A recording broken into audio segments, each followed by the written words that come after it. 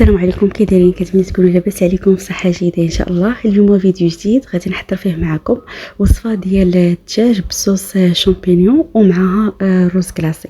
هاد الوصفه راه كتجي زوينه وبنينه وصيفيه بامتياز. غنخليكم مع المقادير اللي غادي نحتاجو بالنسبه للوصفه. هنايا خديت واحد جوج صدر تاع الدجاج، جوج طروفه ديالو غادي نقطعهم هكا بالموس باش كيدخل لينا ليهم الطياب. ممكن نبقاو نشرحوا فيهم بحال هكا كما كتشوفوا معايا في لا فيديو. صافي هنا بعد ما باش شرحتهم غادي ندوزو ناخذوا واحد المقله نسخنوها ونديروا فيها واحد المعلقه كبيره ديال الزبده صافي، وغنخليوها حتى تذوب. من بعد غادي نضيف لها واحد شويه ديال الزيت صافي، وغادي نجيب الدجاج غادي نحطو في المقله باش غادي هكا يطيب يتشحر لينا ويطيب شويه. بالنسبه لهنايا فاش كنديروا في المقله غيخصني البوطه نقصها، يعني باش تولي على عافيه مهيله باش الدجاج يدخلوا الطياب، حيت الا خليتوها مجهده غادي غير يتحمر من الفوق وصافي. هنا غنضيف التوابل، غادي ندير واحد شويه ديال البزار وغادي ندير واحد شويه ديال الملحه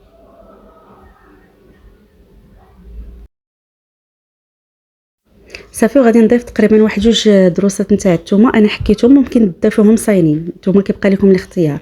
صافي دابا غادي نخلي المكونات طيب مع الدجاج.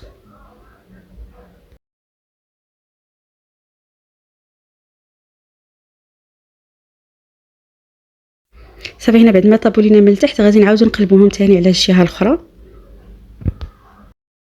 عجبكم لا فيديو كيف ما العاده ما تنساونيش من الدعم ديالكم ولايك واشتراك، واخا ما كديروش لايك. صافي هنايا غادي نعاود نقلبهم المره الثانيه. المهم انا من بعد راه ما خليتهمش يطيبوا في المقلب بوحديتها، ما جاتني راه ما غيطيبوش مزيان. من بعد راني درتهم في الفران، غنحيدهم وغادي نديرهم في الفران يكملوا الطياب ديالهم. هكا جاوني غادي يجيو طايبين وفي نفس الوقت فهمتي كتكوني عارفاهم راه ماشي غير محمرين من الفوق وصافي ومن الداخل كيبقاو خضرين. صافي انا حيدتهم، غادي نضيف واحد المعلقه اخرى ديال الزبده على دوك المكونات نيت اللي كانوا في المقله، وغنضيف عليهم واحد البصله مشلضه صافي، وغادي نخليها حتى تشحر لينا.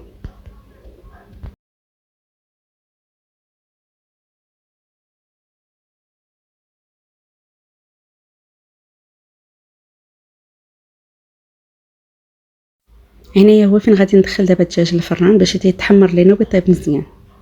صافي هنا خديت واحد زلافه ديال الرز مع مرش، غادي ندير ما في كاسرونه. وبعد ما غسلت الرز مزيان هنايا بالنسبه للتوابل غادي نضيف غير واحد شويه ديال الملحه مع شويه ديال البزار صافي. هنايا غادي نضيف لهم الرز بعد ما غسلته مزيان تقريبا جوج المرات حتى لثلاثه، كنحيدوا هذاك النشا اللي كيكون فيه صافي، وغادي نردوه يطيب لينا.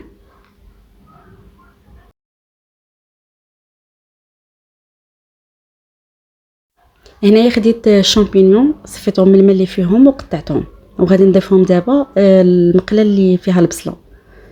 بالنسبه للشامبينيون اللي كانوا عندكم طريين ديروهم من الاحسن، انا كان عندي غير المعلب هو اللي كان عندي صافي. غادي نحرك مزيان ونخليهم حتى هما يتشحروا لينا مع البصله. دابا غادي نضيف الكريمه ديال الطبخ، كانت انا متوفره عندي غير هذه حجم صغير.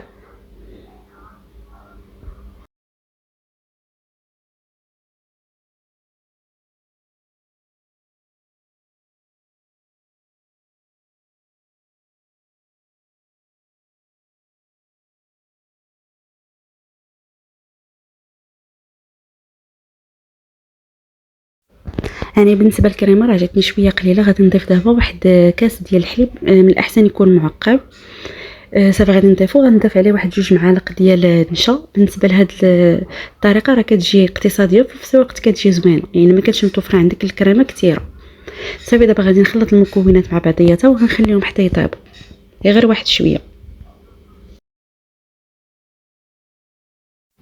هنايا بانت لي الكريمه بدات كتعقد شويه وانا ما بغيتهاش تجي هكاك، يعني غادي نعاود ثاني نخففها بشويه ديال الحليب حيت انا بغيتها تجي شويه خفيفه ما تجيش عاقده بزاف.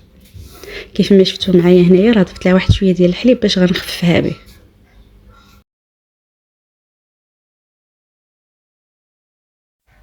بالنسبه للحليب راه استعملت المعقم حيتاش كيعطي بنا اكثر.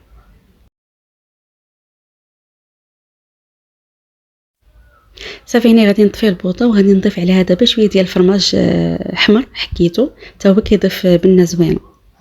صافي وكانت الكريمه ديالنا واجده.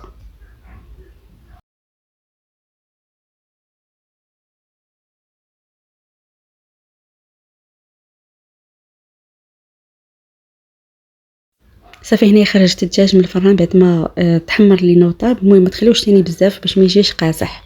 دابا غادي ندوز باش غادي نوجد الطبق النهائي. غادي نجيبو الطبيصلات اللي غادي نديرو فيهم اللي غنقدمو فيهم، وغادي ناخذ واحد السليفه صغيره غندير فيها شويه ديال الروز، غادي نقلبها هكاك في الطبسيل، وغادي نجيب الصوص نتاع الشامبينيون اللي وجدنا، وغنجيب الدجاج. صافي غنحطو توا في الطبسيل وغادي نضيف عليهم هذيك لاصوص. المهم هكا انا كنبارطاجي معكم هكا الطريقه ديال التزيين، وراه كتبقاو كتاخذوا افكار وانتم راه غتزيدوا عليهم ولا غادي تنقصوا، المهم كيبقى لكم الاختيار.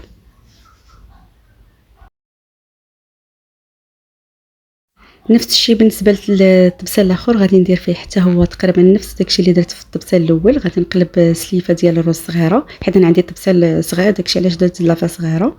غادي ندير هذاك الطريف نتاع الدجاج وندير في الجنب ديالهم هذيك لاصوص نتاع صوص شامبينيون. صافي هنايا بالنسبه سميتو بالنسبه الطبق جاني باقي ما باقي خاصو شي حاجه. زدت عليهم واحد شويه ديال الطوماط سوريس، قطعت جوج هكا حطيتهم فوق من الروز، وضفت عليهم شويه ديال الفرماج احمر، المهم باش يبان المنظر زوين. وكانت هذه هي الوصفه ديال اليوم، كنتمنى تعجبكم. بسلام عليكم مع وصفه جديده ان شاء الله، وما تنساونيش من الدعم ديالكم ولايك واشتراك.